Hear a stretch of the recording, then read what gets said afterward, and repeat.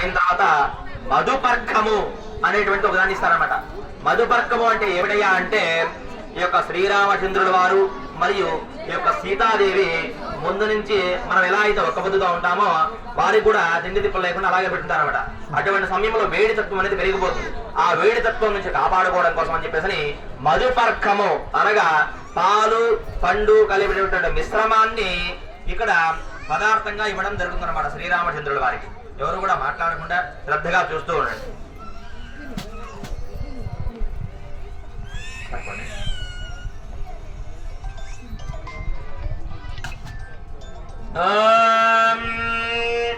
మధుభాతారుతాగతే మధుక్షరంత హిందువః మాద్వేర్నోధన్వోషదే మధునక్తమశోషదే మధుమద్భార్తకం రజః మధుజ్యోరస్త్వనః పితా వనస్పతిర్మధుభాగం మత్తు సూర్యః మా దీర్ఘావో భవంతనః యోన్మధుమధు అద్యోర్వం పవిత్రః మధుభాతార్తాగతే మధుక్షరంత హిందువః మాద్వేర్నోధన్వోషదే మధునక్తమశోషదే యోర్मध्ये ఇదమధువర్కం నివేదయామి.